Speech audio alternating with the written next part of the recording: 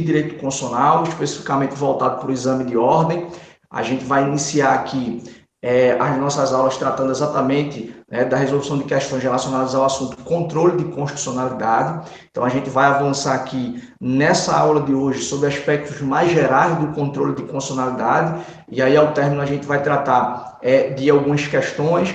Eu vou fazer o possível para que os vídeos não fiquem tão extensos assim, né? Se você já viu, por exemplo, uma aula teórica aqui no canal, você vai identificar, por exemplo, que as aulas geralmente estão durando aí 1 hora, né, de muito conteúdo. Então, eu vou fazer o possível aqui para ser bem objetivo, inclusive até se você achar que eu estou falando rápido demais, você diminui aí a velocidade do seu vídeo no YouTube, tenta acompanhar num ritmo menor, porque a ideia de resolução de questões realmente é essa, né? Repito o que eu disse no vídeo de apresentação.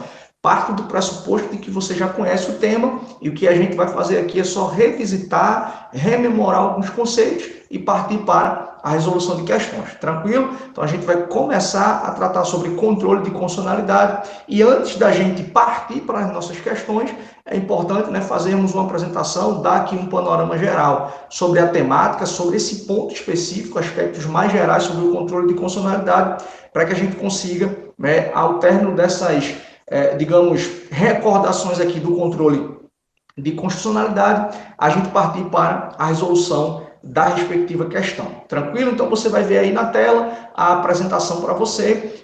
O slide inicial aí está mostrando, né? Professor Helder Oliveira, resolução de questões, OAB.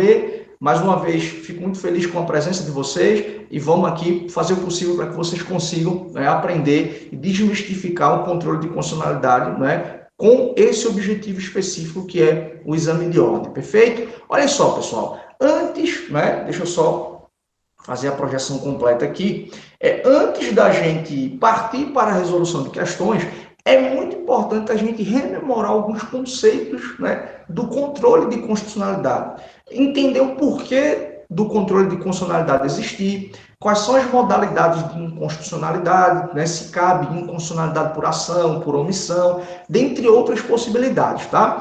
A primeira questão que eu quero que você perceba aqui, pessoal, é basicamente a seguinte ideia. A gente, para visualizar a existência do controle de constitucionalidade, invariavelmente a gente tem que visualizar aquela ideia de quê? De supremacia da Constituição.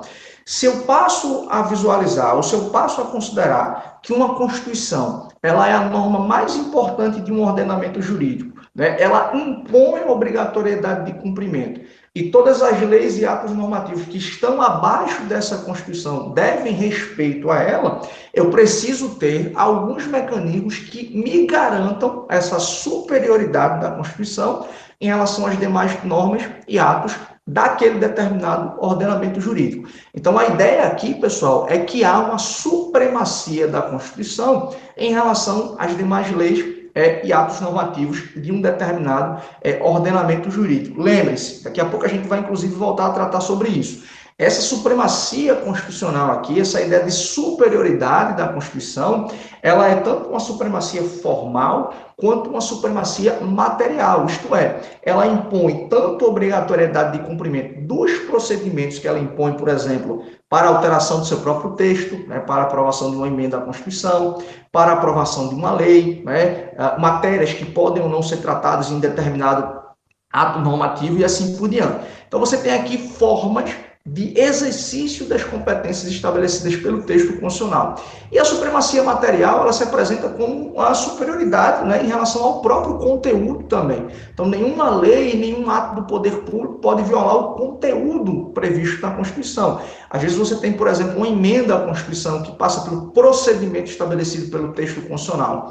Ou você tem, por exemplo, uma lei que é aprovada pelo procedimento estabelecido pela Constituição, mas ela, em termos de conteúdo, viola a dignidade da pessoa humana, suprime um direito fundamental, né? Viola uma cláusula pétrea, por exemplo. Então, o primeiro ponto aqui que a gente precisa perceber é essa ideia de necessidade de existência de uma perspectiva de supremacia constitucional, para que a gente tenha a ideia do controle de constitucionalidade. O controle aqui, pessoal, ele serve exatamente para invalidar eventuais leis e atos normativos que violem essa ideia de supremacia aqui da Constituição.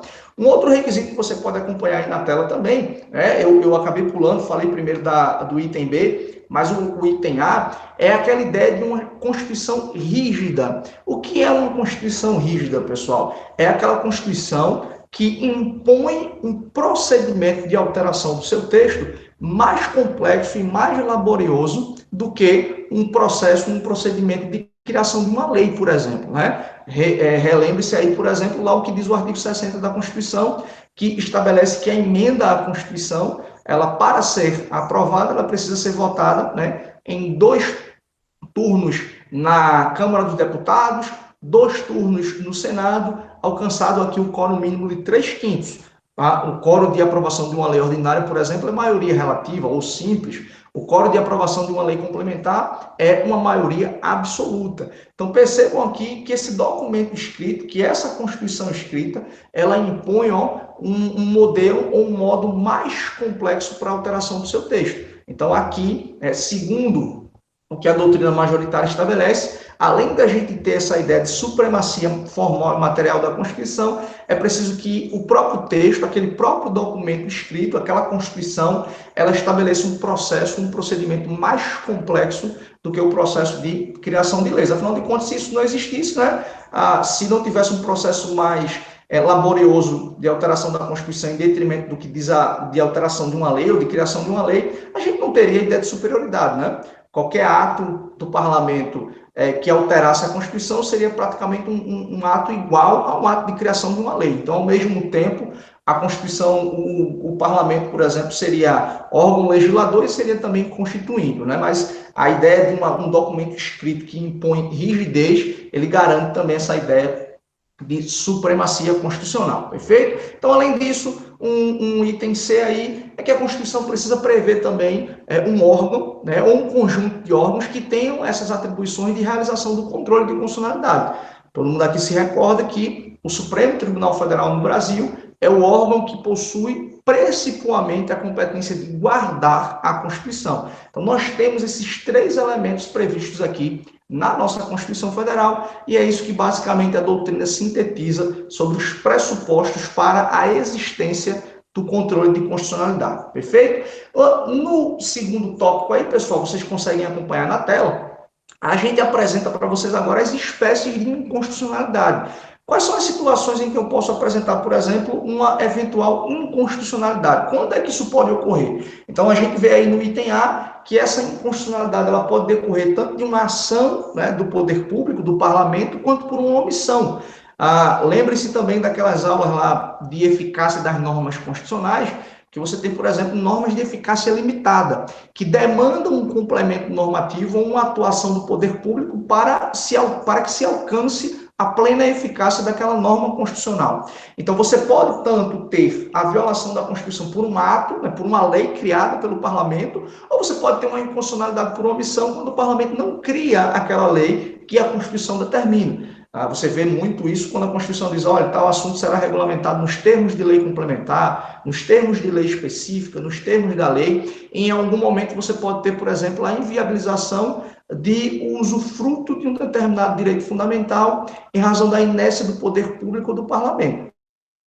Então, a inconstitucionalidade ela pode decorrer tanto pela ação quanto pela omissão. É por isso que a gente tem aqui também o próprio mandado de injunção, que é um instrumento que controla essas omissões inconstitucionais, que inviabiliza as liberdades públicas, por exemplo, né? Você tem a própria ação direta de inconstitucionalidade por omissão, que em algum momento do curso a gente vai tratar sobre o tema. Então, aqui fica muito claro que, tanto por ação quanto por omissão, a gente pode ter a inconstitucionalidade.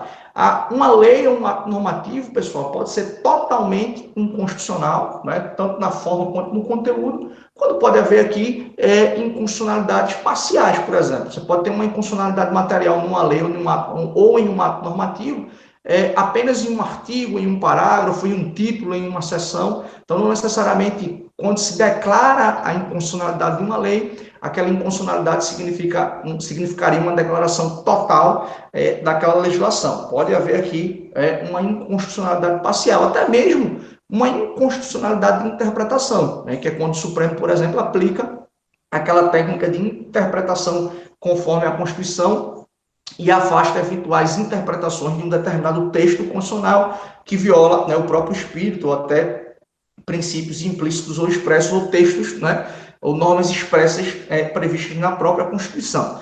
No segundo momento, e até falei sobre isso quando, agora há pouco, apresentava para vocês uma breve revisão sobre supremacia constitucional, que essa inconstitucionalidade também ela pode ser, né, material, ela pode ser formal. Formal quando viola um procedimento previsto na Constituição. E material quando, ainda que a norma esteja ali adequada ao procedimento estabelecido no texto constitucional, o conteúdo viola aquilo que está estabelecido na Constituição. Perfeito? Então, tanto formal quanto material, a gente pode ter aqui eventuais inconstitucionalidades.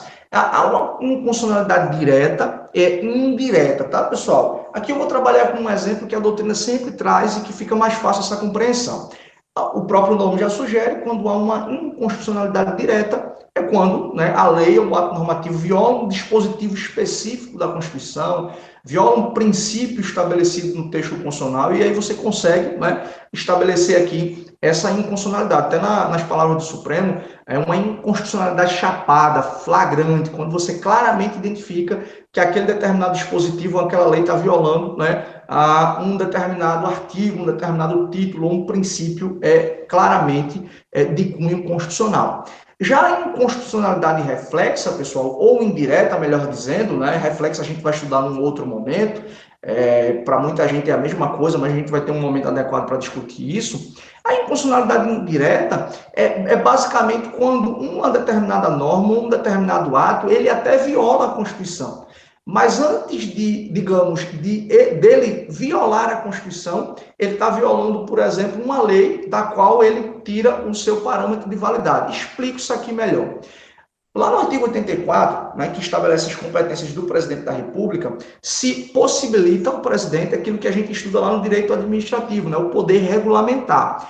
É a capacidade que o chefe do Poder Executivo, por exemplo, tem de expedir decretos regulamentares que dão fiel cumprimento ou fiel execução a uma lei. Então, às vezes, se estabelece, por exemplo, uma determinada gratificação a um servidor público. Um decreto vai lá e vai dizer como é que o servidor público vai requerer aquela gratificação, quais são os documentos que ele vai precisar apresentar e assim por diante. Isso pode ser, né? Então, o decreto regulamentar aqui, ele não tem o objetivo de inovar na ordem jurídica, como a doutrina faz, como a doutrina fala. Ele simplesmente vai fazer o quê? Ele vai dar fiel cumprimento ao que está previsto na lei. Então, ainda que eu diga que um determinado decreto regulamentar ele é inconstitucional, então perceba, entre a Constituição e o decreto existe uma lei aqui. Então, essa eventual inconstitucionalidade aqui do decreto regulamentar é uma inconstitucionalidade indireta, porque antes de violar a Constituição, o decreto eventualmente está violando aqui a lei, perfeito? Então, isso seria uma espécie de inconstitucionalidade indireta, tranquilo?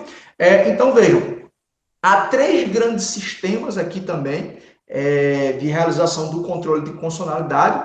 É o chamado sistema judicial. O que é o sistema judicial? É quando, veja o que é que eu coloquei aqui nesse item C, previsão constitucional de mecanismo para resolver problemas de constitucionalidade, ou seja, é preciso que a Constituição atribua competência a um órgão ou a, eventualmente, um grupo, um conjunto de órgãos aqui, tá?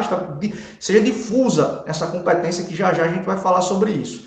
Então, veja, quando a gente está falando de sistemas de controle, a gente está tentando, no final das contas, identificar qual é a natureza daquele órgão, né, a natureza jurídica daquele órgão, ou se né, do ponto de vista, se enquadra no campo do direito propriamente, mas qual é a natureza daquele órgão que recebe competência constitucional para fazer o controle de constitucionalidade. Esse sistema pode ser um sistema judicial ou jurisdicional, né, como aparece em alguns livros. O que é o sistema jurisdicional judicial? É quando a competência para fazer o controle de constitucionalidade é dada a quem? A um órgão do Poder Judiciário. Então, por exemplo, você tem um tribunal constitucional integrante do Poder Judiciário, você tem uma Suprema Corte, como é o Supremo Tribunal Federal do Brasil, integrante do Poder Judiciário. Então, quando esse controle é dado exclusivamente, né, a um órgão do Poder Judiciário, esse controle ele é judicial. Por sua vez, pessoal, e aí é um conceito até excludente, tá? Se esse controle ele é realizado por qualquer outro órgão, que não seja um órgão jurisdicional, esse controle vai ser um controle eminentemente político. Não pense que controle político é realizado apenas pelo legislativo, a gente tem essa inclinação natural, né? Mas não, é um conceito aqui residual. qualquer outro órgão que não seja integrante do Poder Judiciário e que recebe competências para fazer controle de constitucionalidade, a gente aqui está falando de quê? A gente está falando de um controle político, seja o Poder Legislativo, né? Seja uma Corte Constitucional, seja eventualmente um tribunal que está fora da estrutura do Poder Legislativo, do Executivo e do Poder Judiciário, ok? Essa foi a proposta, por exemplo, inicial de Kelsey, né? Quando ele propôs lá a criação do Tribunal Constitucional, lá na Constituição Austríaca de 1920, né? Uma corte constitucional, um tribunal constitucional fora da estrutura dos três poderes, com independência e autonomia, tá? Aqui no Brasil, a título de curiosidade, embora a historiografia oficial não trate sobre isso, muita gente diz que a Constituição de 1834 ela não trouxe nenhum mecanismo de controle. Veja, não trouxe um mecanismo de controle jurisdicional, mas havia sim, segundo a Constituição Imperial, competência do Poder Legislativo de suspender a eficácia de leis que fossem contrárias àquela Constituição. Então, por exemplo, um procurador do Estado de Pernambuco, o professor Marcelo Casseb, a sua tese de doutorado, inclusive isso é um livro pela editora Almedina, em que ele discute exatamente o controle de constitucionalidade no Brasil imperial. Há outros modos, haviam outros mecanismos, mas não é o objeto do vídeo, então eu não vou desdobrar para a gente não perder muito aqui o raciocínio. Tranquilo? Então aqui controle judicial ou jurisdicional, órgão do Poder Judiciário. Controle político, conceito excludente, quando qualquer outro órgão que não é integrante do Poder Judiciário faz o controle de constitucionalidade.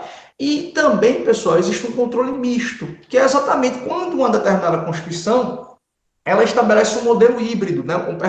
Um sistema híbrido de controle de constitucionalidade, atribui competências tanto ao Poder Judiciário quanto ao Poder Legislativo, ao Poder Executivo ou algum órgão na estrutura daquele respectivo, naquele arranjo institucional. Ok? Há uma discussão aí na doutrina, mas isso tem prevalecido em prova que o modelo adotado no Brasil é um modelo misto. Afinal de contas, e daqui a pouco a gente fala sobre isso, o Poder Legislativo faz controle de constitucionalidade, né? A Comissão de Constituição e Justiça, quando oferta um parecer sobre uma proposição legislativa que tramita no Parlamento e diz que aquela matéria é inconstitucional, isso é controle de constitucionalidade. Tá? Então, de toda sorte aqui, você tem elementos que estão fora do Poder Judiciário, mas que servem para a realização do controle de constitucionalidade. E aqui, pessoal, por sua vez, a gente fala dos modelos de controle de constitucionalidade. Tá? Eu não vou me ater muito a detalhes aqui, afinal de contas, o próximo tópico, por exemplo, já é controle difuso. Mas, basicamente, qual é a diferença dos dois aqui? O controle difuso, né? E aqui talvez fosse até melhor a gente colocar controle difuso e controle concentrado, mas a gente vai tentar explicar isso aqui melhor. O controle difuso, basicamente, pessoal, ele é um controle que é feito por qualquer juiz ou tribunal, por isso que o nome já é difuso, ou seja, a competência está difundida na estrutura do Poder Judiciário para que se faça controle de constitucionalidade. Então, desde um juiz de primeiro grau, passando por um tribunal local, até tribunais superiores e, obviamente, o Supremo Tribunal Federal, no Brasil, por exemplo, existe essa capacidade de realização do controle de constitucionalidade. E talvez o item B aí pudesse ficar mais correto a gente falar de controle concentrado ou abstrato, né? É quando esse controle de constitucionalidade, a competência ela é atribuída a um único órgão.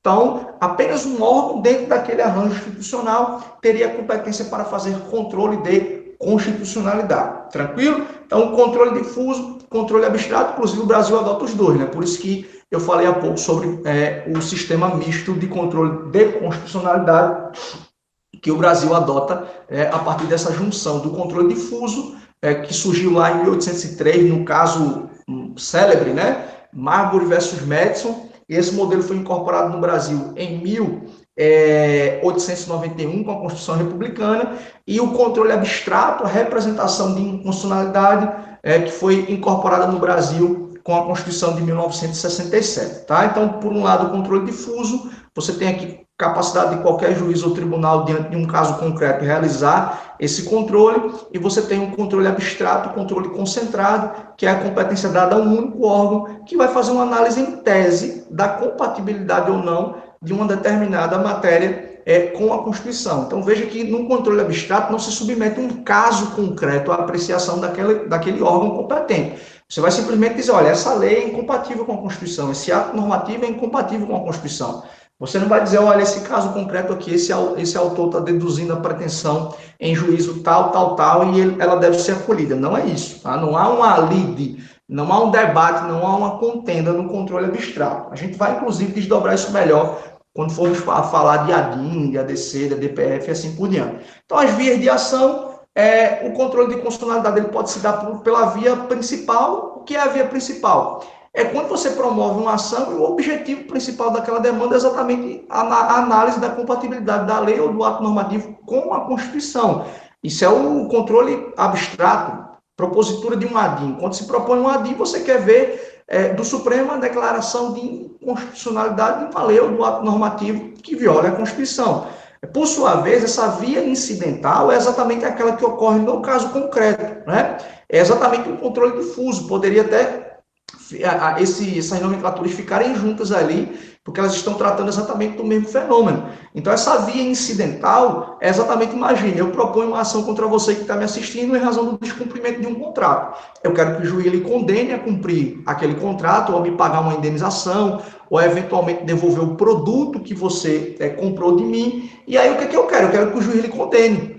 Mas incidentalmente, ou seja, veja que não é o objeto principal da demanda, é possível que você suscite uma questão de inconstitucionalidade. Você, por exemplo, na sua defesa, pode dizer, olha, essa lei que Helder está invocando, ela é uma lei inconstitucional. E aí, veja, incidentalmente, não é o objeto principal da demanda, incidentalmente o juiz pode resolver e dizer quem é que tem razão, quem é que não tem razão, mas ele vai apreciar alguma questão ali da inconstitucionalidade. Mas o objeto principal da demanda é dizer se eu tenho razão ou se você tem razão. Não é a questão do controle de constitucionalidade, tá? Por isso que a gente fala aqui de via incidental. E aí, por último, para a gente já avançar, os momentos do controle, né? Esse controle, pessoal, de constitucionalidade aqui, ele pode ocorrer tanto antes, né, do ato normativo ser praticado, no processo de criação ou de formação daquele ato, ou uma vez já incluído no ordenamento jurídico aquela determinada lei ou aquele determinado ato normativo, tá? Por isso que a gente diz que esse controle ele pode ser um controle preventivo ou ele pode ser aqui um controle repressivo. Preventivo quando se dá antes do ingresso no ordenamento jurídico daquela determinada matéria, daquele determinado ato normativo, perfeito? E também o controle repressivo é quando o ato normativo, é quando a lei já está no ordenamento jurídico e aí o controle vai promover a retirada do ordenamento jurídico dessa determinada legislação, desse determinado ato normativo. Então, veja, o controle preventivo, por exemplo, no Brasil, ele é realizado, pessoal, pelos três poderes, tá? O legislativo, através do CCJ, que eu falei para vocês agora há pouco, né? É possível que um parlamentar, por exemplo, impetre um mandado de segurança, não é? E peça ao Supremo Tribunal Federal que tranque o processo legislativo de um projeto de lei ou de uma proposta de emenda à Constituição que viola, né, regras do processo legislativo ou viola uma cláusula pétrea, tá? Então é possível, ainda que de forma bem excepcional, né? A coisa de 6, 7 anos o Supremo nem admitir essa hipótese, mas de forma excepcional, um deputado ou um senador pode impetrar mandado de segurança para trancar um processo legislativo. E a gente vai discutir isso mais para frente. E o próprio Poder Executivo faz controle preventivo também, quando eventualmente veta. Lembrem-se, né? Quando uma lei é aprovada na Câmara e no Senado, ela é enviada à sanção presidencial. O presidente vai ter ali um prazo de 15 dias, né, úteis para sancionar ou vetar. Se ele não se manifesta, haverá uma sanção tácita, mas ele pode vetar argumentando dois elementos aqui, ou levantando dois argumentos. A inconstitucionalidade da lei, dizendo que aquela lei ela é inconstitucional porque partiu de quem não tinha competência para tanto, ou você pode visualizar aqui, eventualmente, né, o presidente vetar aquele projeto de lei porque ele considera contrário aos interesses públicos, seria um veto político, né? Então, o controle aqui, preventivo realizado pelo Executivo, é exatamente o que, pessoal? É exatamente o veto jurídico, tá? E o controle repressivo, que a gente visualiza, que é aquele que vai incidir exatamente quando a lei ou o ato normativo já estiver no ordenamento jurídico.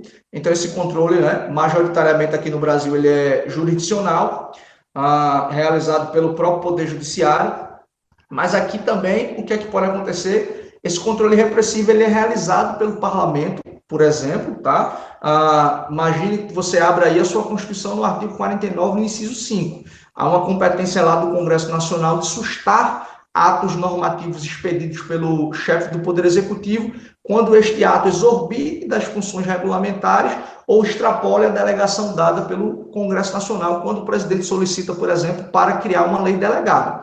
Então, você tem aqui possibilidade do parlamento também fazer esse controle repressivo, ou seja, retirar do ordenamento jurídico um ato normativo que já produz efeitos. E, obviamente, o controle abstrato de constitucionalidade, né, o controle realizado pelo Supremo. E aí a doutrina, pessoal, eu não sei se está nesse esquema aqui, mas a doutrina também apresenta uma hipótese que é do chefe do Poder Executivo descumprir ou determinar a não aplicação de uma lei porque ele consideraria essa lei inconstitucional. Isso seria uma espécie de controle repressivo realizado pelo Executivo. Eu, particularmente, tenho minhas ressalvas em relação a isso, até porque é uma linha muito tênue, né? Afinal de contas, não dá fiel cumprimento à lei ou descumprir leis ou decisões judiciais é a hipótese de crime de responsabilidade. Então, eventualmente, o chefe do Poder Executivo poderia estar incorrendo aí em crime de responsabilidade se não aplicar a lei, ok? Afinal de contas, lembre-se também, né? Um dos princípios aí que a gente estuda no controle de constitucionalidade é exatamente a presunção de constitucionalidade das leis e dos atos normativos. Então, a menos que haja uma declaração de inconstitucionalidade, a lei é considerada ainda constitucional. Perfeito? Então, basicamente, essas são as lições iniciais. Parece que eu falei muito, né? Uma revisão aqui de, 5 horas de discussão, 10 horas de discussão, para a gente fazer essa breve revisão e avançar aqui na nossa primeira questão do projeto, que é exatamente uma questão retirada do 28º exame, ou melhor dizendo, perdão, do 18º exame unificado lá de 2015, para a gente poder identificar aqui algumas questões importantes, tá? Então, eu peço que você pare o vídeo, faça a leitura e aí volto para cá para a gente poder discutir, tá? Então, tente responder e se você acertou ou não, volta para cá para a gente poder fazer os comentários, ok? Então, vamos embora partir aqui para a nossa discussão. Então, olha só, acompanha comigo aí a leitura da questão. Muitos estados ocidentais, a partir do processo revolucionário franco-americano, do final do século XVIII, atribuíram aos juízes a função de interpretar a Constituição, daí surgindo a denominada jurisdição constitucional. A respeito do controle de constitucionalidade exercido por esse tipo de estrutura orgânica, assinale a afirmativa correta. Então, vamos lá. Letra A. A supremacia da Constituição e a hierarquia das fontes normativas destacam-se entre os pressupostos do controle de constitucionalidade. Vamos pular essa letra A aqui, vamos para a letra B. A denominada mutação constitucional é uma modalidade de controle de constitucionalidade realizada pela jurisdição constitucional. Pessoal, o que é uma mutação constitucional? Uma mutação constitucional, na verdade, é uma mudança de sentido que é atribuída a um determinado texto constitucional, a um determinado artigo. Lembre-se daquela diferença inicial que a gente aprende lá no primeiro período de direito, né? Uma coisa é o texto, outra coisa é a norma. O texto é um mero enunciado linguístico, e o que a gente tem aqui é a retirada a partir da interpretação de uma norma de determinado dispositivo. Eu sempre uso esse exemplo que clareia muito, lá aquele dispositivo lá do artigo 5º, que diz assim, a casa é asilo inviolável, né? E aí tem lá as exceções para que se possa adentrar na casa de alguém, flagrante delito, né? Em caso de desastre, de prestação de socorro, né? Durante o dia, por determinação judicial, por exemplo, né? É um flagrante delito, desastre, prestação de socorro, durante o dia, por exemplo, por determinação judicial. Em linhas gerais, a gente diz que a casa é asilo inviolável. Mas o que é casa? O enunciado linguístico está lá, a casa. Mas eu posso extrair várias normas desse enunciado linguístico aqui. Quais, por exemplo, segundo a jurisprudência do STF e do STJ? A casa de veraneio, que você passa só o final de semana. O quarto de hotel, o local de trabalho, se não for aberto ao público, por exemplo, pode ter esse status de gozar dessa proteção da inviolabilidade domiciliar. Então, perceba que o texto ele permanece intacto, mas eu extraio normas distintas. Então, a mutação constitucional aqui, ela se apresenta exatamente como uma regra de interpretação, uma mudança de sentido, e aí a doutrina explica em razão de questões sociais, culturais, algum tipo de modificação no tecido social pode levar à mudança também de interpretação daquela respectiva Constituição. Então, a letra B, ela erra por dizer que a mutação ela é um modo de controle, né, uma modalidade, quando, na verdade, ela é um mecanismo de interpretação da Constituição. Ainda que, no fundo, você pudesse falar isso, mas aqui a questão, no final das contas, está exatamente fazendo essa diferença. A mutação ela é uma modalidade de interpretação, ela está lá no campo da hermenêutica constitucional e não no campo do controle de constitucionalidade, perfeito? Então, letra C. O controle concentrado de constitucionalidade consiste na análise de compatibilidade de qualquer norma infraconstitucional com a Constituição. Pessoal, perdão, uma questão muito importante aqui, tá? O que é que pode ser alvo de controle de constitucionalidade? O que é que pode ser objeto de controle? A gente vai desdobrar bastante isso nas aulas de ADIM, de ADC, por exemplo. Mas só pode ser alvo de controle de constitucionalidade aquilo que a doutrina chama de normas primárias. Onde é que estão essas normas primárias? Lá no artigo 59 da Constituição. Emendas à Constituição, leis ordinárias, leis complementares, medidas provisórias, decretos legislativos, resoluções, leis delegadas, por exemplo.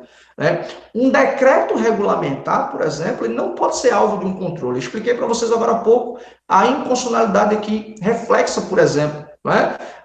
Quando você tem um decreto que fundamenta uma lei, ele não viola diretamente a Constituição, ele viola primeiro a lei e ainda que reflexamente ele pode violar um texto constitucional, tá? E aí, sem embargo, repito daquilo que eu falei agora há pouco, há autores que colocam a inconstitucionalidade indireta e reflexa como sinônimos, tá? E há alguns que fazem pequena diferença, mas isso não nos importa para o objeto dessa questão, desse conhecimento aqui, tá? Então, não é qualquer tipo de norma infraconstitucional que pode ser alvo do controle, tá? Há algumas que, por não ostentarem esse caráter de norma primária, não podem ser alvo do controle. Outras normas, por exemplo, que já estejam revogadas, né? Há muito tempo o Supremo dizia que lei de efeito concreto, por exemplo, não poderia ser alvo de controle de constitucionalidade, mas não é toda e qualquer norma infraconstitucional. Há uma série de restrições aqui, tá?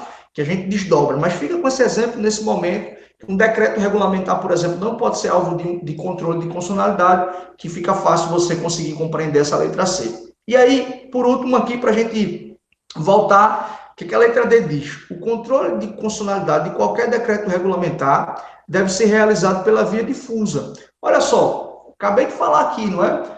Embora nós tenhamos um modelo híbrido de controle difuso, controle concentrado, o decreto regulamentar não é passível de controle de constitucionalidade, nem na via abstrata, nem na via difusa, nem na concentrada, nem na via difusa, tá? Porque antes, repito, da gente dizer que o decreto ele é inconstitucional, ele pode ser ilegal. Então, eventuais violações aqui à Constituição é uma violação indireta ou reflexa, tá? Então, eu tenho pontos equivocados na letra B, na letra C e na letra D. O que nos leva a entender que seria exatamente a letra A. Mas olha só, que isso serve de complemento ao que eu falei no primeiro tópico da aula, que são os pressupostos para o controle de constitucionalidade. Veja o que a letra A diz. A supremacia da Constituição e a hierarquia das fontes normativas destacam-se entre os pressupostos do controle de constitucionalidade.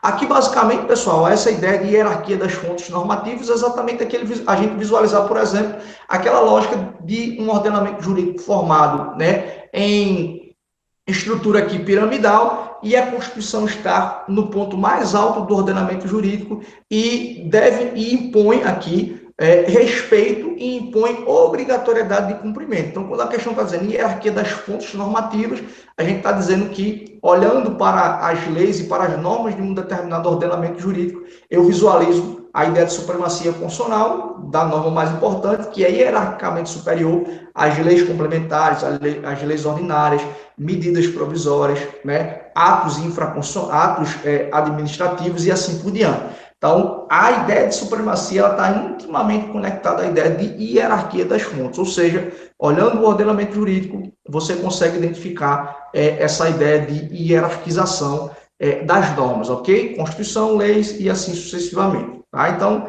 resposta nossa aqui, letra A. Então, vamos para a segunda questão, para a gente poder identificar. Pausa aí o teu vídeo, tenta responder a questão, que a gente volta aqui para discutir, tá? Então, foi uma questão aí retirada do 20º exame, ocorrido lá em 2016, e a gente vai responder agora. Então, acompanha comigo a leitura. Um senador da República apresentou o projeto de lei visando determinar à União que sejam adotadas as providências necessárias para que toda a população brasileira seja vacinada contra determinada doença causadora de pandemia transmitida por mosquito. O Senado Federal, no entanto, preocupado com o fato de que os servidores da saúde poderiam descumprir o que determinaria a futura lei, isso em razão de seus baixos salários, acabou por emendar o projeto de lei, determinando igualmente a majoração da remuneração dos servidores públicos federais da área de saúde pública.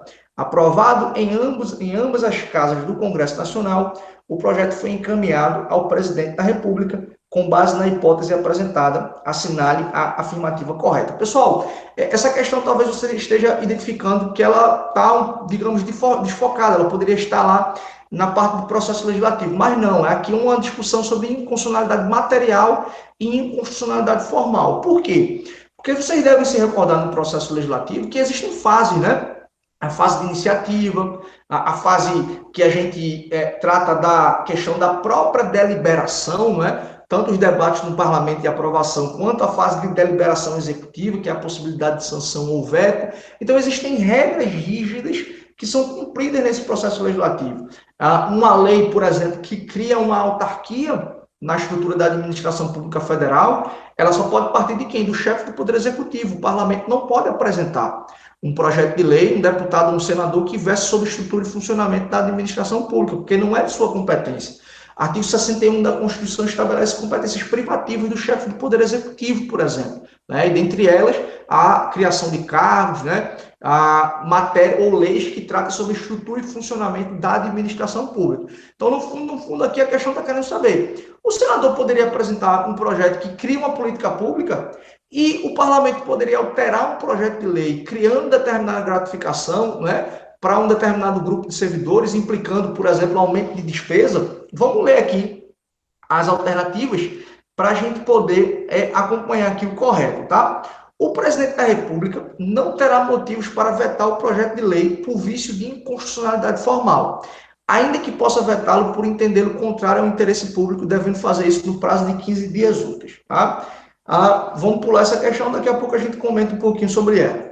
O presidente da República, ainda que tenha motivos para vetar o projeto de lei por vício de inconstitucionalidade formal, poderá, no curso do prazo para sanção ou veto presidencial, editar a medida provisória com igual conteúdo ao do projeto de lei aprovado pelo Congresso Nacional, tendo em vista o princípio da separação dos poderes. Nananina, não. Artigo 62 da Constituição proíbe a expedição de medida provisória em relação à matéria aprovada em projeto de lei pendente de sanção ou veto do presidente. Então, ele não pode expedir. Seria muito bom, né? O presidente não tem interesse naquela determinada matéria, está na sua mesa para sancionar ou vetar, ele sabe que se ele vetar, vai voltar para o parlamento, para que o parlamento delibere se derruba ou não o veto, aí ele vai lá e expede uma medida provisória. Ele fica fazendo isso o tempo todo. Não pode, tá? Isso está previsto lá no artigo 62, nas matérias que não podem ser tratadas por MP. Então, essa letra B está errada. Letra C.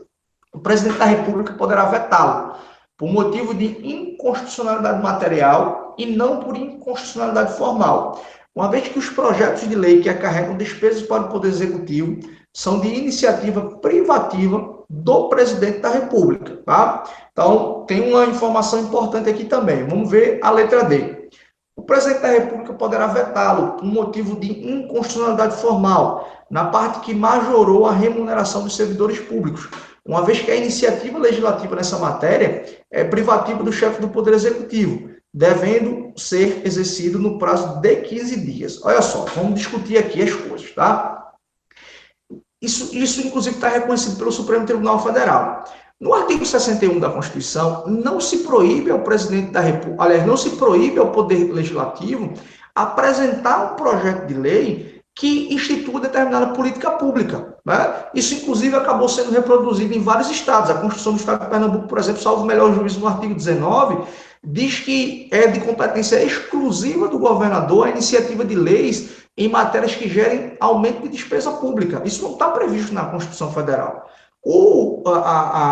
Quando você faz isso, você suprime do parlamento importante função, que é o parlamento apresentar um projeto de lei que crie uma determinada política pública, tá? Então, veja, se você vê o que a Constituição aí, o que a questão tá alegando, é que um senador apresentou um projeto de lei para que houvesse aqui providências a fim de tratar sobre questões relacionadas à vacina, não é? Então, a ideia aqui é que ele apresentou um projeto de lei para que a população brasileira fosse vacinada. Isso está gerando um aumento de despesa pública? Tá, mas isso não é de competência privativa do chefe do Poder Executivo.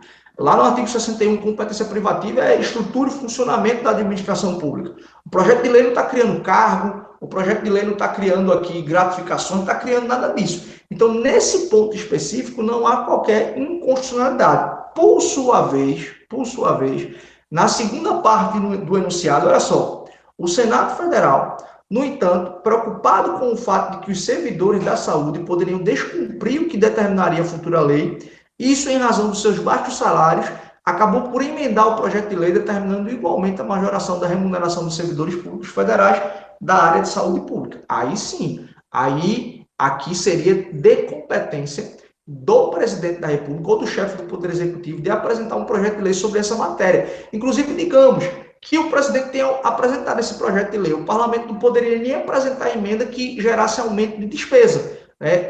Por exemplo, imagina, o presidente propôs um projeto de lei querendo criar 30 cargos de delegado da Polícia Federal. O parlamento não pode ampliar para 300 cargos. Por quê? Porque aí vai gerar um aumento de despesa na estrutura e no funcionamento da administração pública. E aí, nesse sentido, o parlamento pode fazer, pode diminuir, pode manter aquele projeto de lei, mas ele não poderia aumentar sob pena de violar a competência privativa ali do chefe do Poder Executivo. Então, para ficar muito claro aqui na cabeça de vocês, o fato do senador apresentar esse projeto de lei que cria uma política pública não tem nenhum problema. O problema seria se ele apresentasse um projeto de lei que eventualmente tratasse sobre a estrutura e funcionamento da administração pública, criando cargo, extinguindo cargo, criando órgão e assim por diante. Aí isso seria de competência do chefe do Poder Executivo. Então, no final das contas, vamos aqui para a nossa questão para a gente responder. A gente já excluiu a letra A, não é? Porque o presidente da República não terá motivo para vetar o projeto de lei, ele tem sim a segunda parte, ela acaba por ser inconstitucional, então vamos só encontrar o que as alternativas estão dizendo. O presidente da República, ainda que tenha motivos para vetar o projeto de lei por vista, a gente já viu também que isso aí não pode, medida provisória, letra C. O presidente da República poderá vetá-lo por motivo de inconstitucionalidade material e não por inconstitucionalidade formal, uma vez que os projetos de lei que acarretarem despesas para o Poder Executivo são de iniciativa privativa do presidente da República. Então, veja, se é de competência do presidente, aqui o vício é o quê? É subjetivo. Aqui o vício é formal, é um vício orgânico. Então, não é um vício material em termos de conteúdo. Afinal de contas, você até pode, em tese, é importante, é interessante a valorização do servidor público, apresentar um projeto de lei que valorize a carreira e assim por diante, mas isso não seria o problema aqui da questão, tá? Então, a letra D, o presidente da República poderá vetá-lo por motivo de inconstitucionalidade formal na parte que majorou a remuneração dos servidores públicos, uma vez que a iniciativa legislativa nessa matéria é privativa do chefe do Poder Executivo, devendo o veto ser exercido no prazo de 15 dias úteis. É isso que ele pode fazer, ele pode vetar, ele pode sancionar, mas essa é a letra D aqui, pessoal, perdão, essa é a letra D, é a nossa resposta, tranquilo? Então, é isso aqui que a gente precisa perceber, ok? Então, olha só, para o vídeo não ficar muito longo, a gente vai encerrar a nossa aula por hoje. Essas questões aqui iniciais servem para que vocês percebam como é que vai ser a dinâmica, tá? Se você tiver alguma crítica, tiver alguma sugestão, pode fazer um comentário aqui embaixo. Se você ainda não me conhece, você pode pesquisar no Instagram, professor Helder Oliveira. Então, curte aí o vídeo, compartilhe. Se você tiver algum amigo que está estudando a parte de controle de constitucionalidade, manda para ele esse vídeo também, que eu acho que de alguma forma o nosso trabalho aqui pode ajudar, tá? Então, espero que você tenha gostado. Repito, se você tiver qualquer crítica, qualquer comentário, eventualmente, sugestão de aperfeiçoamento do nosso trabalho, eu estou aqui inteiramente à disposição, né, para ouvir o que vocês têm a dizer. Tá bom, pessoal? Então, mais uma vez, muito obrigado pela participação de todas e todos. Até o nosso próximo encontro.